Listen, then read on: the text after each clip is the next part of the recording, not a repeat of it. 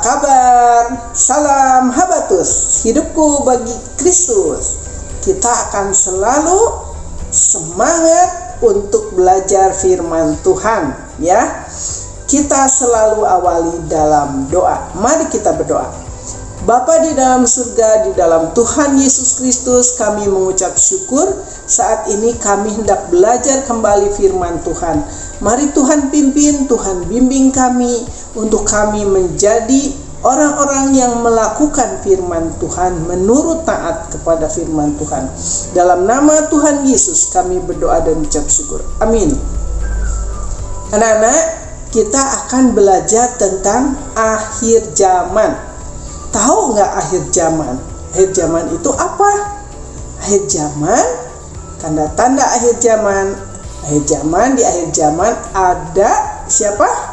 Tuhan Yesus berjanji akan kembali lagi datang ke dalam dunia ini, menjemput kita semua orang-orang yang percaya kepadanya. Nah, apa saja sih yang terjadi di akhir zaman, tanda-tandanya? Kita akan baca di Matius 24 ayat 3-14. Yuk kita buka Alkitabnya. Permulaan penderitaan. Ketika Yesus duduk di atas Bukit Zaitun, datanglah murid-muridnya kepadanya untuk bercakap-cakap sendirian dengan dia. Kata mereka, katakanlah kepada kami, bila manakah itu akan terjadi dan apakah tanda kedatanganmu? Tanda kesudahan dunia. Jawab Yesus kepada mereka, waspadalah supaya jangan ada orang yang menyesatkan kamu, sebab banyak orang akan datang dengan memakai namaku dan berkata, akulah Mesias, dan mereka akan menyesatkan banyak orang. Kamu akan mendengar deru perang atau kabar-kabar tentang perang, namun berawas-awaslah, jangan kamu gelisah, sebab semuanya itu harus terjadi, tetapi itu belum kesudahannya. Sebab bangsa akan bangkit melawan bangsa dan kerajaan melawan kerajaan. Akan ada kelaparan dan gempa bumi di berbagai tempat. Akan tetapi semuanya itu barulah permulaan penderitaan menjelang zaman baru.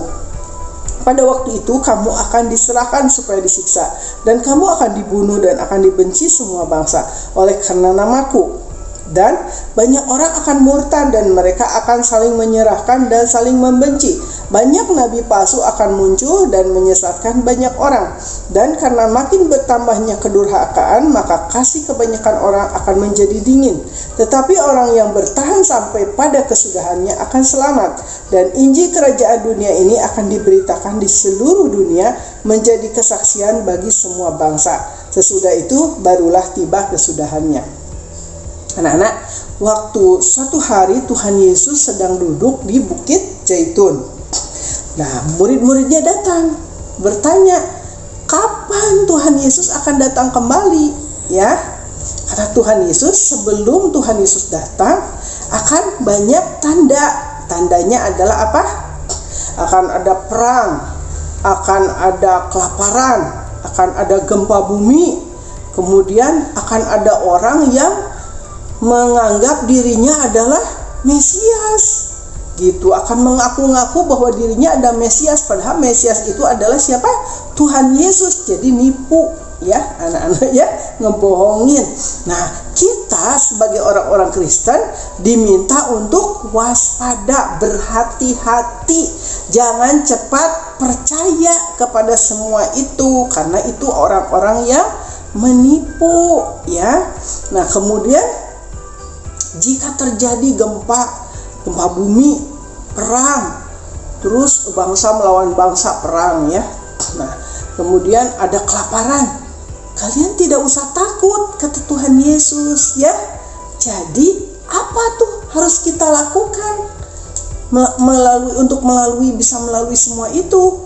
Nah, akhirnya apa kata Tuhan Yesus? Ya harus berjaga-jaga. Nah, gimana caranya berjaga-jaga?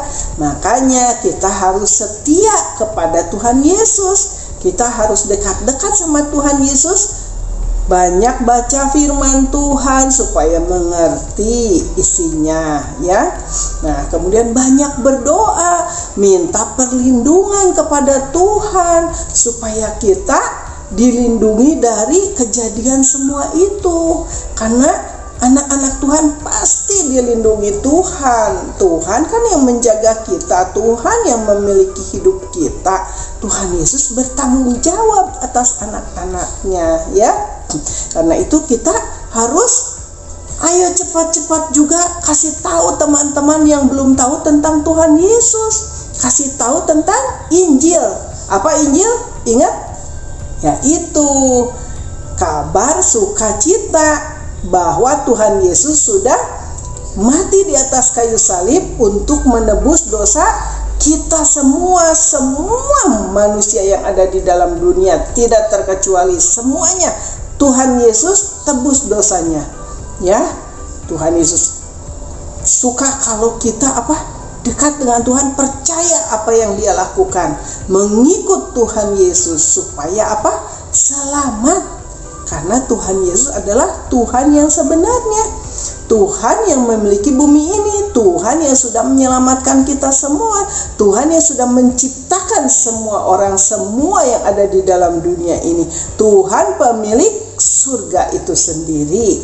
Jadi kalau anak-anak mau selamat, mau masuk ke dalam surga, kerajaan surga yang ada Tuhan Yesusnya, mau dijemput oleh Tuhan Yesus nanti, kita harus setia, sungguh-sungguh. Tadi firman Tuhan, orang yang bertahan sampai pada kesudahannya akan selamat, firman Tuhan katakan.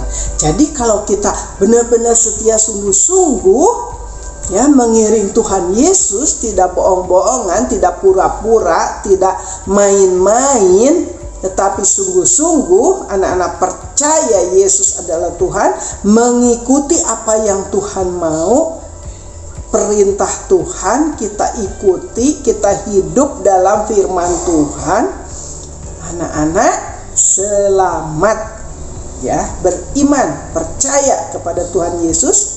Berarti kalau percaya itu bukan hanya percaya begitu, tapi ikuti kata Tuhan juga. Orang yang melakukan firman Tuhan adalah orang yang percaya kepada Tuhan Yesus, ya. Jadi tidak main-main lagi kalau beribadah. Dengar-dengaran taat, mau beribadah, mau sekolah minggu, anak-anak sungguh-sungguh memuji Tuhan, sungguh-sungguh memuji Tuhan. Tidak main-main lagi, berdoa, sungguh-sungguh berdoa. Karena kita berdoa, berbicara kepada siapa? Tuhan Yesus. Saat kita beribadah kepada siapa? Tuhan Yesus. Kita memuji Tuhan siapa namanya? Tuhan Yesus. Jadi kita sungguh-sungguh, ya, harus taat dan setia dan rajin memberitakan firman Tuhan kepada orang-orang yang belum tahu. Karena kata Tuhan Yesus, kalau semua bangsa sudah tahu tentang Tuhan Yesus akan datang. Ya, mengerti? Ya, berlomba-lomba semangat, ya. Yo, kita berdoa. Tuhan, terima kasih buat firman-Mu. Tuhan sudah mengingatkan kami untuk kami bersiap-siap menyambut kedatangan Tuhan dengan cara banyak berdoa, banyak memuji Tuhan, banyak baca firman Tuhan, dan memberitakan Injil kepada orang-orang yang belum tahu, supaya mereka juga selamat, Tuhan, diselamatkan dan masuk ke dalam kerajaan surga. Tuhan menjemput kami, Tuhan juga menjemput teman-teman kami yang sudah mau percaya akan Tuhan. Terima kasih Tuhan, dalam nama Tuhan Yesus Kristus kami berdoa dan ucap syukur. Amin. Sampai berjumpa lagi di Habatus yang akan datang. Tuhan Yesus memberkati.